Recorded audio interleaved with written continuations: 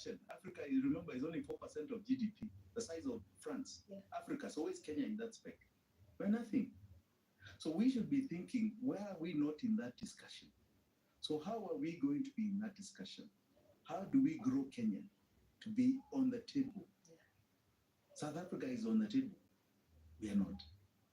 We're not called to any G20 summit to be on the table. If we're invited, we're just like, you sit at the back and just keep quiet. Okay? Sad scenario. Okay, I know Trump and President Putin have a meeting on Friday. What do you think is going to come out of that, and how do you think that out of that meeting Zelensky will be treated? Well, let me say this. In all sincerity, the one thing I like about Trump, he's a peacetime president. Yeah. So you think And you he's going know, to have a for some of us who like Biashara thrives very well in peacetime. yes. Okay, there are those who thrive during war. That is true. But in peacetime, you get a more growing population, a larger circle. So anything that brings peace, because you know we must value life, isn't it? Yeah. One life as compared to your customer tomorrow, right? To be your potential innovator tomorrow. So let's value life. He is a peacetime president. He is not somebody who you see pushing his weight about war. No.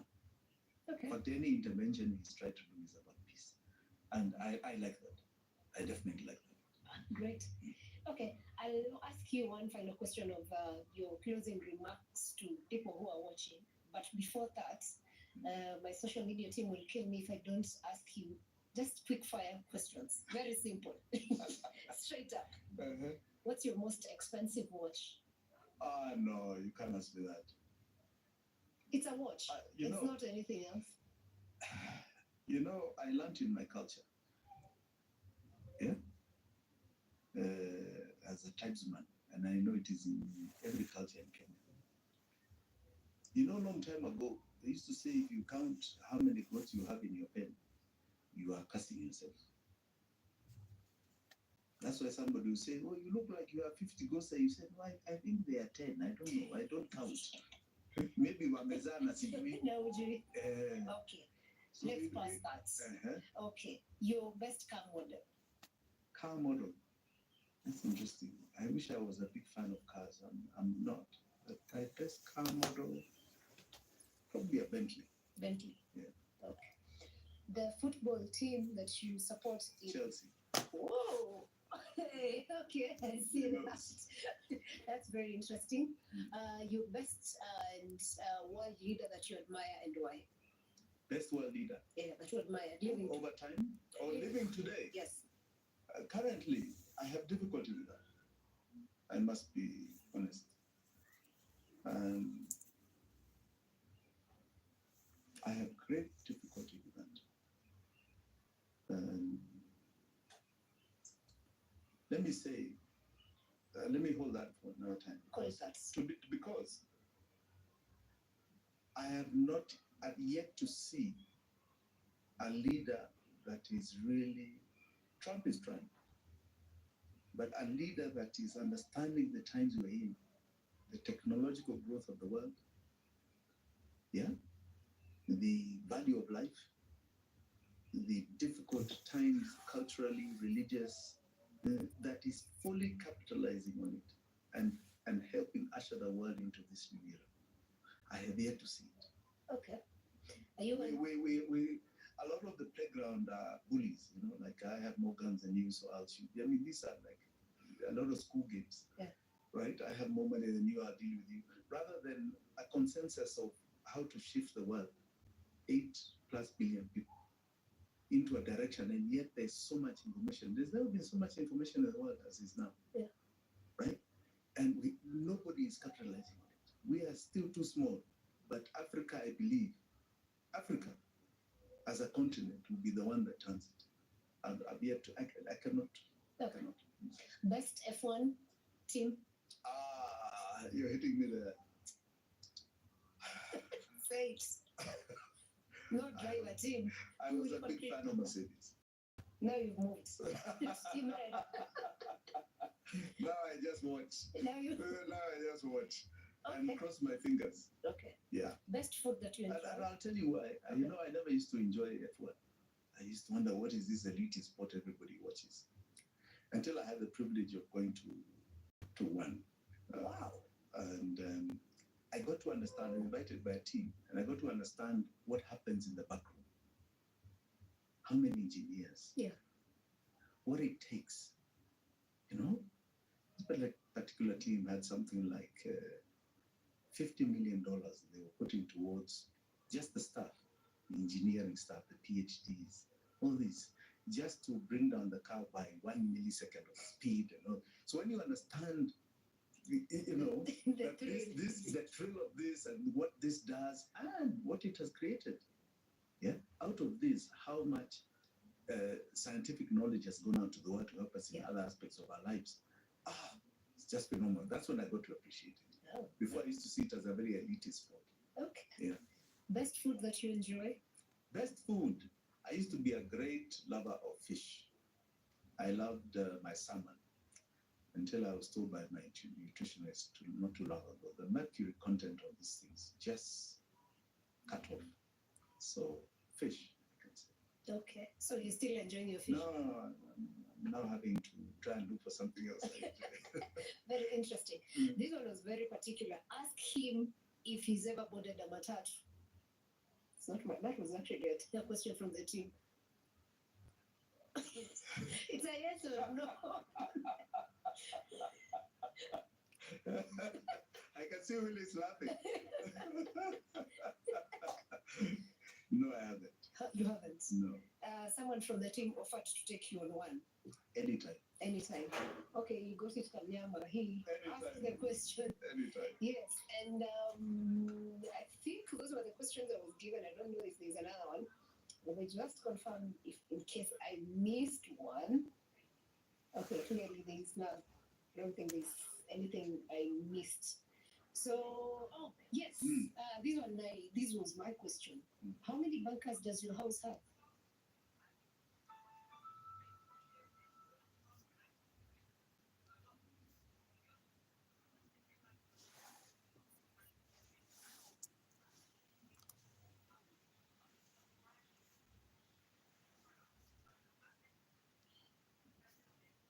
I think those were the questions I was given. I don't know if there's another one. How have you been able just to make sure that you accommodate all these generations? Because a lot of CEOs are struggling and they cannot admit they're struggling. So they put the pressure on the HR managers to handle it.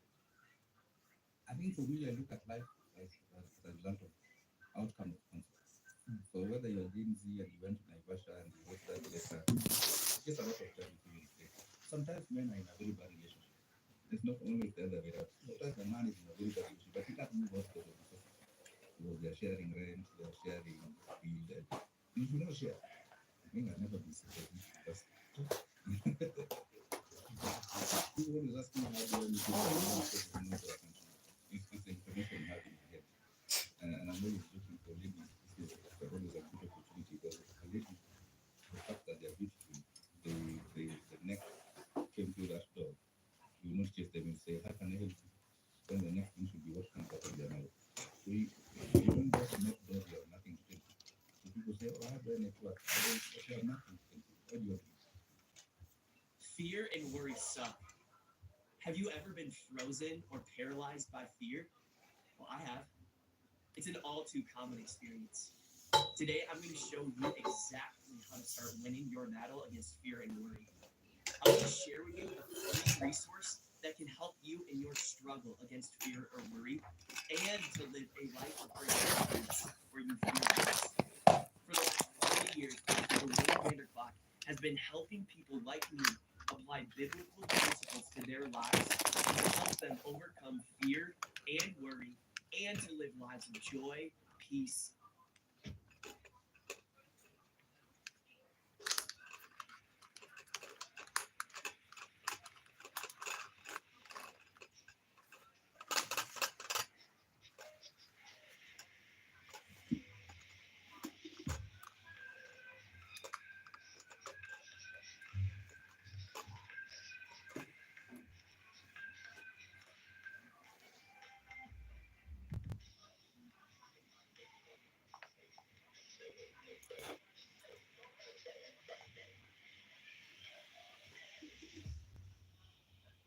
The euphoria around town is crazy.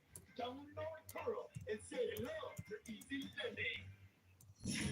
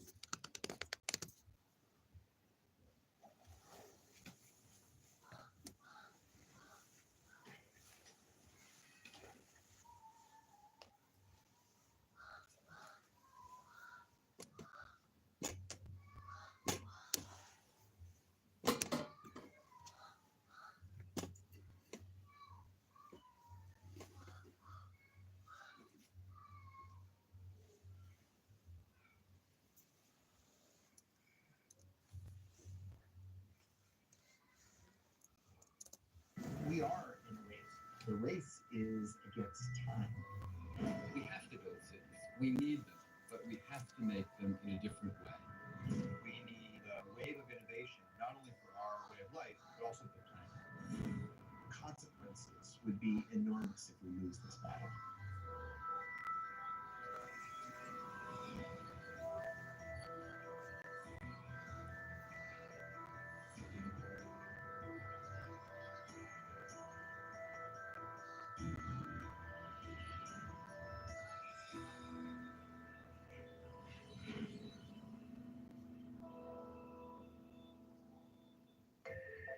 I'm Thomas Getz, executive editor at Wired Magazine. At Wired, we look at the innovators and innovations that are changing our world. In the next hour, we'll see 3 stories from acclaimed filmmakers about the future of energy. We'll explore cutting-edge innovations in how we drive, how we live, and in our first story, how we fuel our cars. They are all ideas that promise to shape the path to the world of 2050. How about for office building design, Build Most is your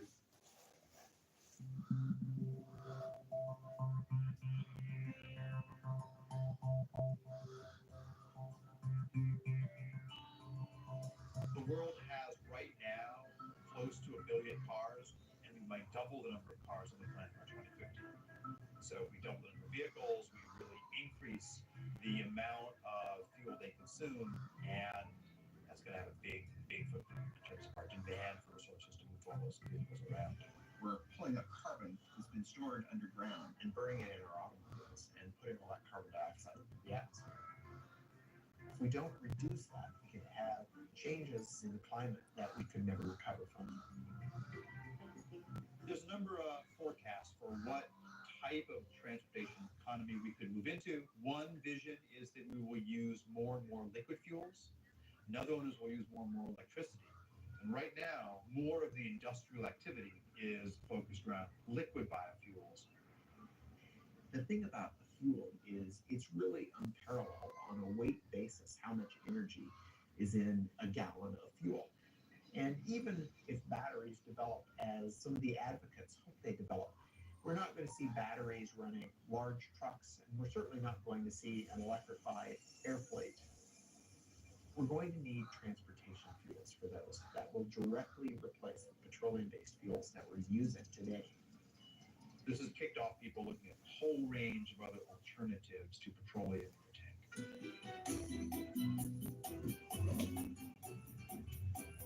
commercial production of ethanol as fuel started in Brazil in 1975. When we started the ethanol program, nobody talked about reducing emissions. This was not an issue at the time. First, and most important, we didn't have money to buy oil anymore after the first oil shock.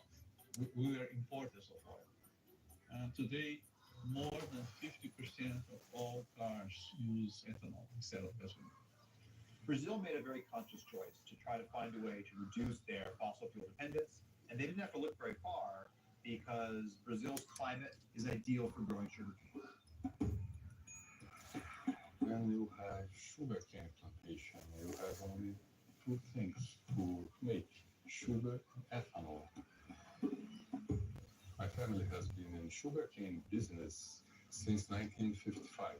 And about 30 years ago, I thought there is opportunity to make more ethanol. Now we are producing 120,000 cubic meters of ethanol. Brazil today has very close to 400 sugar mills. The overall sales is 30 billion US dollars, and this number is increasing. If you look at how they make ethanol and how efficient the process is, it's really a model for all of us. They grind the plant up, extract the sugar from the cane. The sugar goes into these large fermentation tanks, which combines sugars together with yeast that naturally produces ethanol. They use the rest of the plant to generate heat to distill the ethanol and turn it into fuel. They also use that heat to generate electricity renewably, not putting excess carbon dioxide in the atmosphere. Brazil has gotten to a point today where they're using about 40% less petroleum than they would be otherwise. But Brazil cannot supply the whole world with ethanol because they would have to cut very strongly into food production and into critical natural areas like the Amazon to make that happen. And this really boils down to the fact that there's only so much arable land, and growing fuel for our gas tanks is yet another demand on that landscape. We cannot kill ourselves in thinking that we found a general solution to the world problem. I think we will have to face the world in this way today. We have no oil in very large quantities anymore. We have no coal transformed in a clean way. In the meantime, we have to do the best we can. The best at the moment is that we can do biofuels. Sugarcane to ethanol is an incredibly efficient process. You get out about 7 times the energy you put into growing the sugarcane. In the US, when we produce ethanol from corn, for every unit of input of energy, we get about the same amount of energy out. So we're really not gaining anything. We need a better process. We don't have to take what nature has given us. We can actually engineer plants and yeast to be more efficient. And that's the basis for a lot of the work that we're doing. What we need to look at, though, is which of the pathways that come out of this are not only good financially, but those that are also good for sustainability. And this equation is really wide open right now. My work is easy because I use ClickUp. Here's how I keep track of all my tasks. I start by brain dumping everything I need to get done. We are in a race to develop fuels. The race isn't with other countries, the race is against time.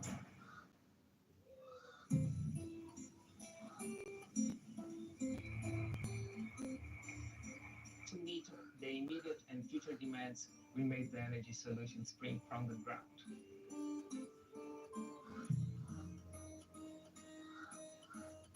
Brazil is the most efficient ethanol producing country in the world.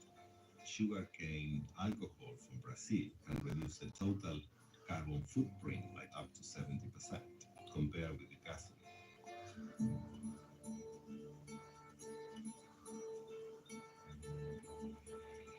The biggest challenge for fuel providers and car manufacturers is to reduce CO2 emissions over the next 20 years. Demand for mobility will continue to grow. We believe that biofuels are very important because they help in an immediate way. All forms of fuel are going to be needed: hydrocarbons, natural natural gas, biofuels, all of them are going to be part of the energy mix.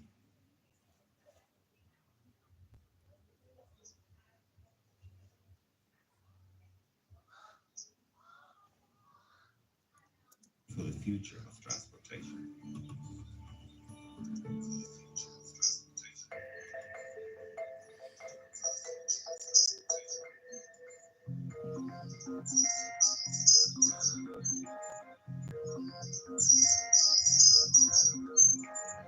Brazil has been very successful at taking the resource they had and finding a process to make that into ethanol. And people call those first generation biofuels. We have lots of lab work around the world that are looking at the second generation. That's generally turning cellulosic material from, for example, wheat into biofuels. And the United States is very much at the forefront of the innovation part of the equation.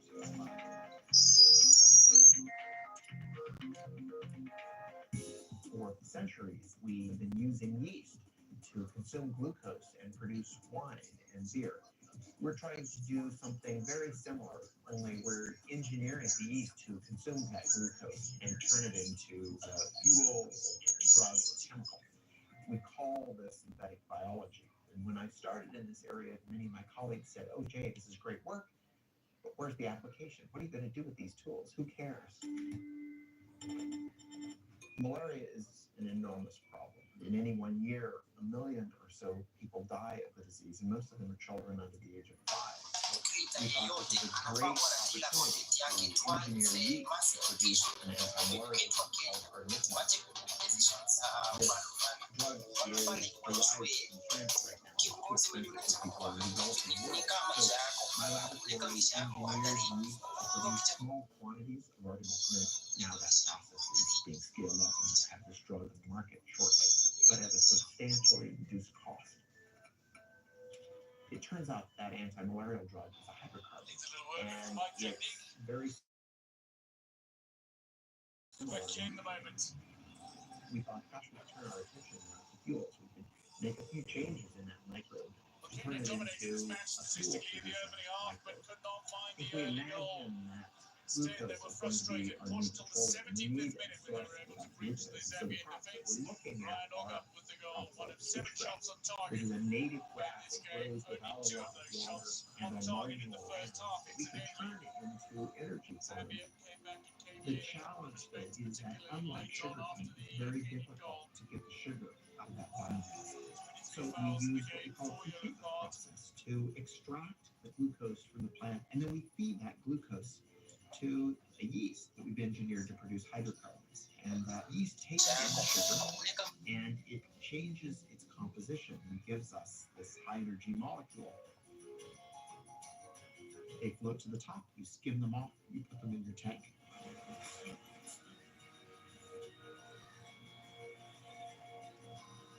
But it takes a lot of work to get from that small testing all the way up into $1 million tank. So we have to give it time, but I think that some of the discoveries that are happening might be applied by the end of the decade.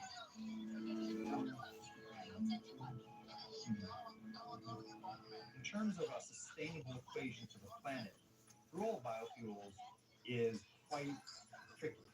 There are a variety of crops that do not compete directly with food, and finding ways to utilize those types of crops first, that's very attractive. So solving the science is part of the story, but then evaluating all of these new fuels in terms of the land use impact that they could have, that is an even harder story than doing the good science.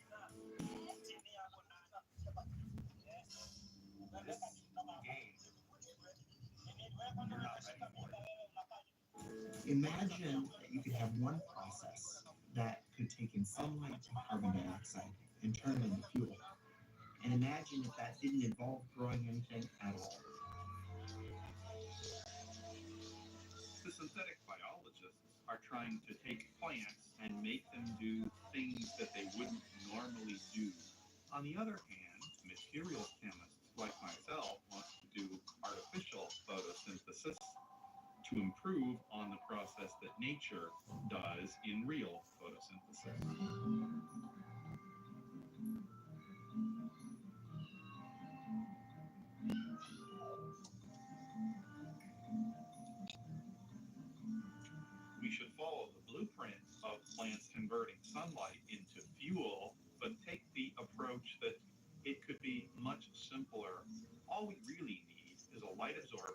that absorbs sunlight, and we also need a catalyst like iron or nickel. So when you see the hydrogen coming off of the photoactive material, that's an example of a semiconductor breaking the chemical bonds of water to make hydrogen and oxygen. Ultimately, our pieces are going to be contained in something that is easy to roll out like bubble wrap, where in would come sunlight and water. You would vent the oxygen to the air, but the bottom would wick out your liquid or gaseous fuel that then you could collect and use for our cars and planes and storage.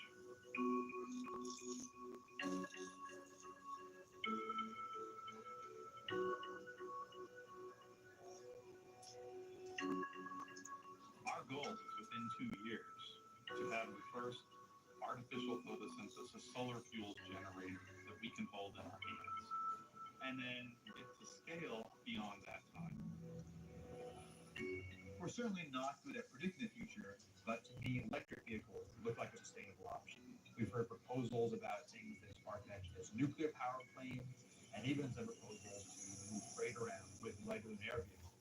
And so, if the future in 2050 does include a ban on oil, what it means would be that we haven't deployed as many of these clean technologies as we already know are possible.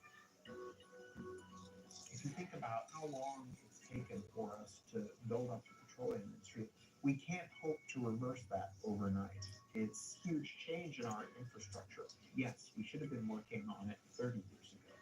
We didn't. We're trying to make up for that, and that means basic research needs to be done now and by as many people as possible. We have a long way to go, but I'm confident that we'll get there.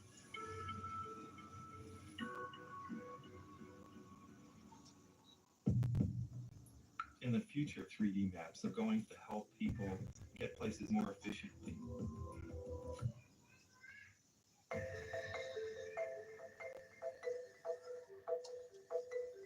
As we just saw, the race to produce cleaner energy is charging ahead. In the meantime, demand for cars continues to climb. By 2050, it's predicted there'll be 2 billion cars on the planet, and fuel consumption will have tripled. To keep pace, we'll have to radically change the way we drive. Here's our next story, Driven by Design.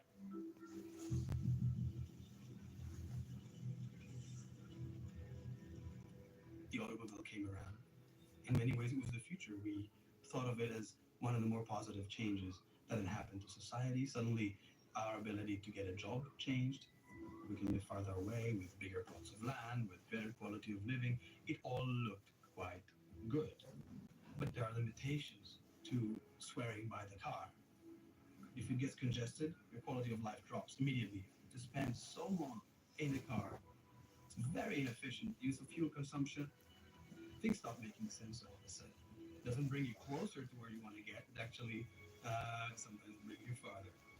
The average American spends nearly 300 hours a year in their car, 38 of them stuck in traffic. Annually, congestion consumes over $1 billion in gasoline in the United States alone. The inefficiency caused by traffic, both financial and personal, is enormous. Dirk Sheehan and Carmen White's story is not that unusual today. Dirk works an hour and a half away in Warrenville, Illinois. Generally, he wouldn't leave work until 6 or 6:30, and I would say usual time for him to get home is around 8. Thanks, buddy.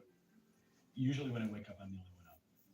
Sometimes the kids wake up with my routine. More often than not, I don't see them in the morning. I think about my commute when I wake up. I check the traffic report, see if there's any delays. The worst case scenario, it takes me 2 hours to get to work. We are already so limited in the amount of time he can spend with the kids. And our expenses are crazy high. We're spending $400 a month on gas. It takes away from our food budget, and we never paid for gas like that before, ever. If there's technology that would allow me to spend less time in the car, spend less money on gas, and spend more time at home, I'd be all for that. The cost of traffic is people's time, it's fuel wasted, it's an emotional toll, it's a frustration. Utilizing the roads more intelligently is a much more efficient approach to the inability to have supply keep up with traffic demand. There have been so many educational innovations at BYU Pathway recently that I thought it might be helpful to just do. If you took a satellite picture of the highway, you can see that there's actually a lot of open space. And if we had the technology for cars to drive more closely but safely, then you could increase the utilization of the road network. What this means is that to be more efficient, to use less fuel, we need to see the road differently. We need cars that can navigate through the urban landscape in a radically different way.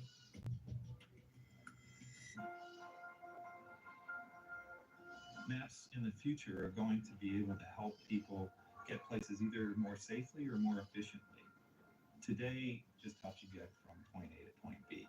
But what if I want to get someplace and use the least amount of fuel possible? Or if I've got a hybrid vehicle, I want to make sure I've got plenty of charge, not only get there, but to get back home. So information that is going to help people achieve the more efficient or the safer route is more detailed information about the road than a lot of people realize is possible to collect today. Here in Chicago, Nokia's Location and Commerce Unit is developing the next generation of mapping. LiDAR, sonar, 360-degree video, all are components of what Nokia calls digital mapping. We use 64 lasers that rotate and they collect data in a 3D way about the world. It creates what we call a point cloud of information. That point cloud allows us to measure distances then between the points that we collect. That system combined with the cameras with higher precision location detection through inertial measurement units, that whole data system allows us to collect 1.3 million points of data per second. Probably within 2 to 3 years, you're going to see 3D maps that are going to integrate the traffic information into your routing to help you understand. If I've got 5 different routes to take, which one is the most efficient today, given the way the stoplights are running, given the way traffic is running? All of those factors are going to be taken into consideration to make sure I've got the best route. But better mapping that can integrate topography, infrastructure, and density is only part of the answer. Another key to improving transport efficiency is building cars that drive themselves. Autonomous vehicle technology has a tremendous potential to improve efficiency of our road infrastructure. By removing humans from the equation, we eliminate all the things we do wrong behind the wheel. Speeding, changing lanes too often, merging haphazardly. And by marrying autonomous vehicles with sophisticated 3D maps, we can make driving safer and more energy efficient. That next generation vehicle is being built right now by the Swedish trucking company, Scania. The solution, as you see it, is that the vehicles can utilize intelligent maps, three-dimensional maps with traffic information. The vehicles will be intelligent and communicate with each other. They will talk to each other, they will talk to the infrastructure. And we will see completely autonomous vehicles.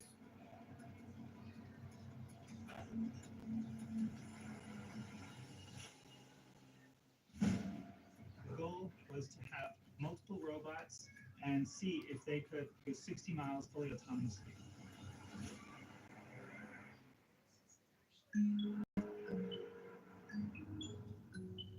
My name is Helen Taylor. My husband John and I were very passionate about fuel economy. Yeah, it's great to break world records, but that's not the be-all and end-all. It's more important to educate people. Together we're showing drivers around the world simple techniques to improve their fuel efficiency. We run these education programs, get people on the road with us, and we finally tweak their driving techniques. Things like just checking your tyre pressure before you even get into your car.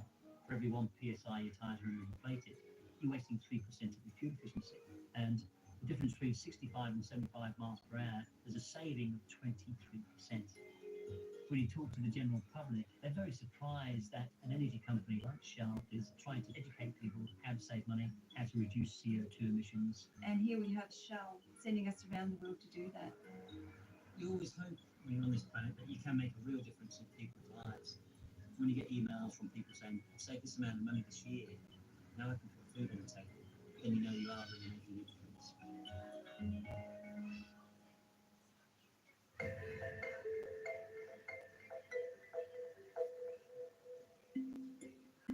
By displaying traffic density in the urban infrastructure in a revolutionary way, 3D digital maps will help create a more fuel-efficient future. But these technologies are limited by the drivers who sit behind the wheel. Some believe that for cars and trucks to be truly energy efficient, they will need to drive themselves. The technology is coming into play through sensors and capabilities for cars to drive autonomously. In 2007, the United States Department of Defense held a competition to see if a completely autonomous self-driving vehicle was possible. DARPA stands for the Defense Advanced Research Projects Agency.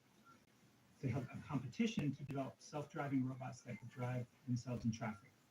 The goal was to have multiple robots, turn them loose on a course, and see if they could go 60 miles in 6 hours fully autonomously. Driving may be one of the most complex things we do every day. Drivers make dozens of decisions at any given moment. One study found that drivers were exposed to over 1,300 items of information per minute. We make so many decisions when we're driving without even thinking about it.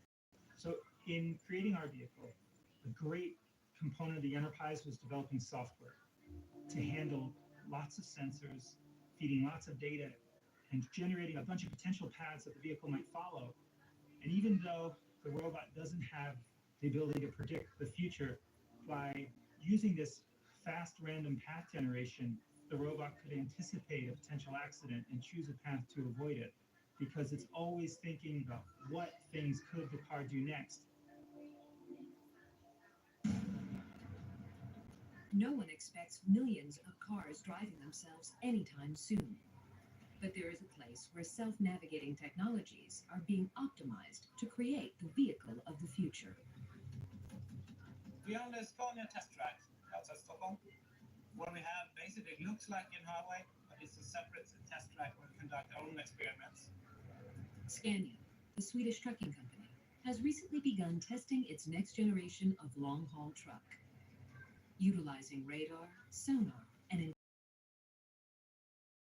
reduce fuel consumption.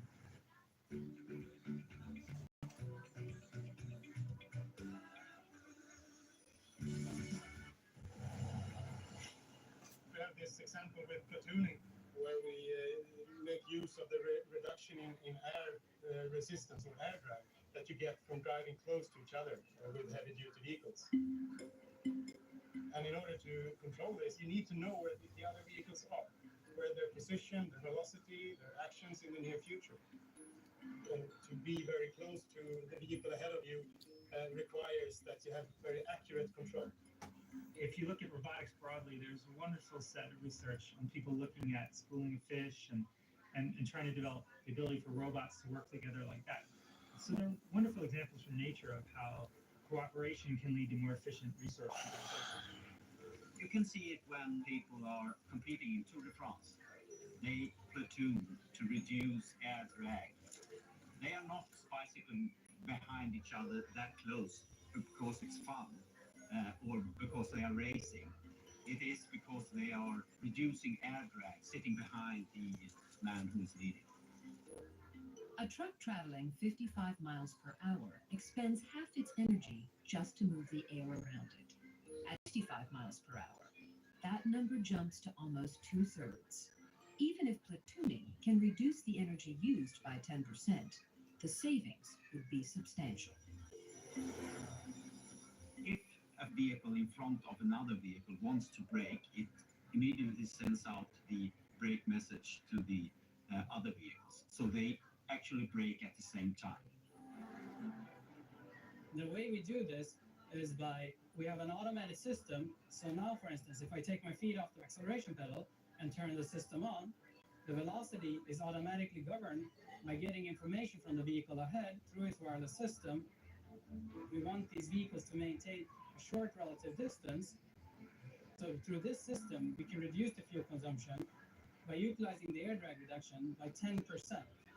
And 10% would mean you will be able to save approximately 8,000 euros per single heavy-duty vehicle per year.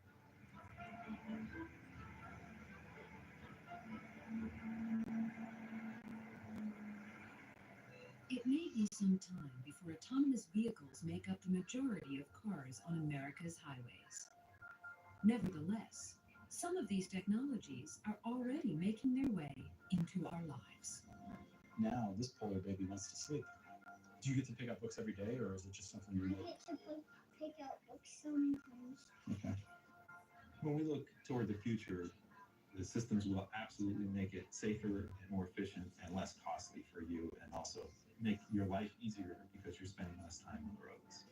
The city begins to talk, begins to tell you where is there congestion, what's going on in different areas of town. Suddenly, the car becomes a part of a much bigger ecosystem. We can look at how cars interact with other cars, how car interacts with infrastructure, and us, the drivers, and start to make smart decisions about how to move around. Suddenly, mobility becomes a whole other thing. No matter how much money they have, no matter how much oil they have, everybody has to go in a different direction.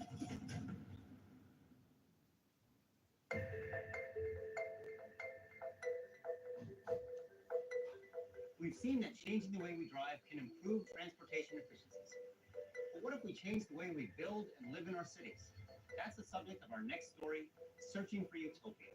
We'll travel to the United Arab Emirates and discover a city rising out of the desert. Let's take a look. From the beginning, we've dreamed of utopia, a place where we could live in harmony with each other and in balance with nature. Many have imagined it, tried to design it, but the dream always slipped away.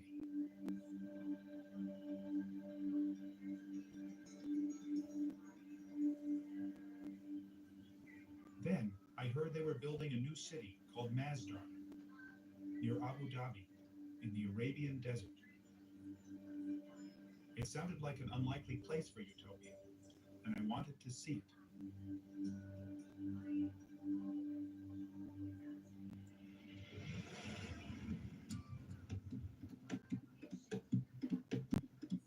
The last half century has been a pretty bad time for the making of cities mostly. The natural tendency has been to accommodate to the automobile more than anything else. Try walking around Abu Dhabi. It's impossible. You have to take a car everywhere. Dubai, the same thing. They are among the least pedestrian-friendly places in the world. They are not green by any other measure either. And these are not easy things to fix. Masdar is still under construction, and it doesn't look like much from the highway. But they claim it's going to redefine the way cities are designed, built, and powered. Masdar City in Abu Dhabi will be the city of the future and the role model for the world. Once you see what they've envisioned for this utopian city, it's very impressive. It's carbon neutral, pedestrian friendly, and powered by renewable energies. But I do notice we're going to have to change our relationship with cars. Welcome to Masdar City. أهلا بكم في مدينة مصدر. We are driving in the bowels of Masdar City in an electric transportation system.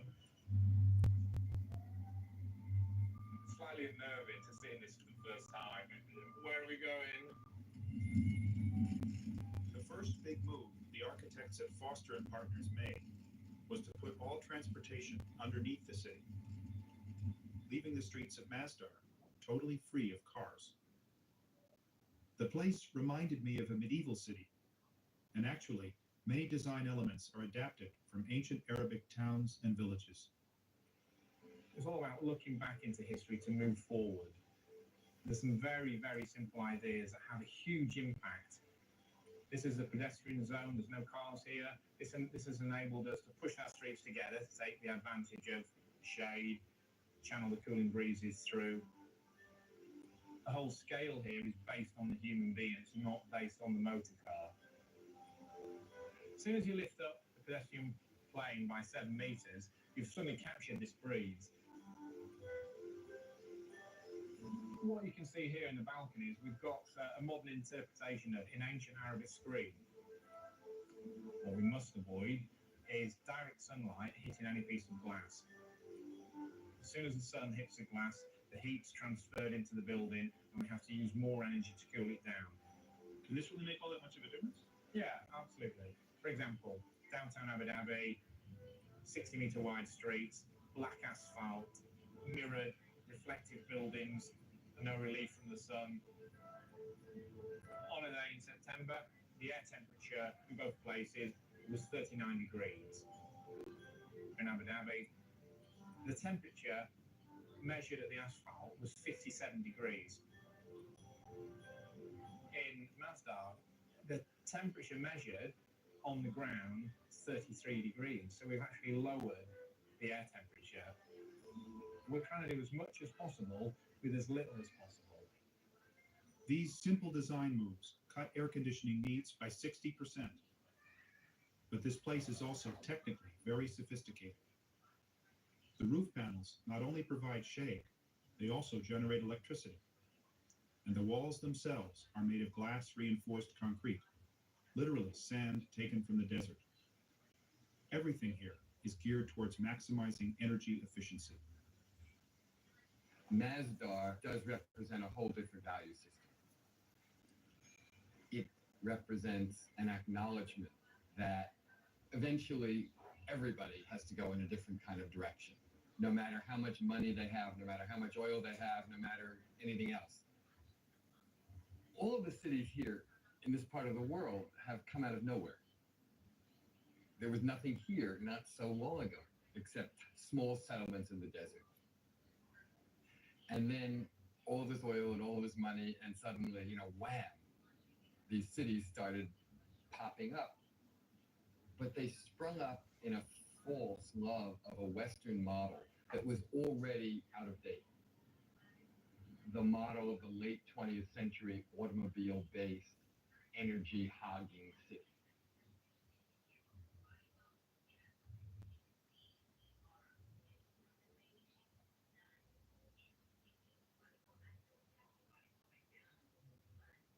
For most of the world, energy is very expensive.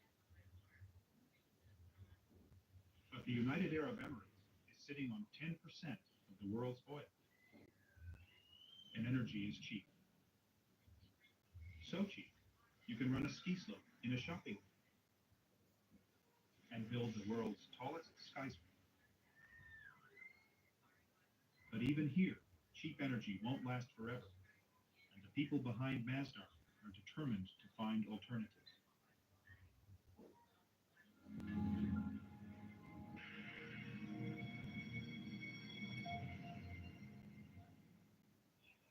If animals come to you without hesitation, you might be one of us. If you've never broken a single bone, you might be one of us. If you've never... One of the most crucial aspects of our energy modeling and scenario quantification is how much energy in total is the world going to use in 2050.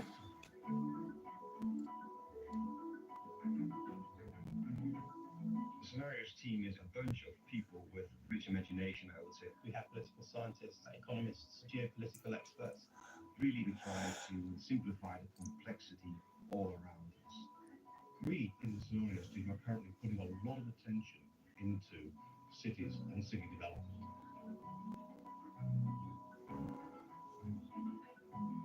A lot of mega cities are going to be built in the coming decades. We're talking about the equivalent of a new city of 1 million people every week. That is an incredible demand. Most of the world's resources are consumed by the cities. What if we could offer a blueprint for a better city? Public transportation, information, energy. We understand demand will rise. We understand that current supplies will struggle to keep pace. So we have to, of course, find ways of bridging the gap between the demand and the supply. Decisions that we take now are going to have a major impact on decades to come.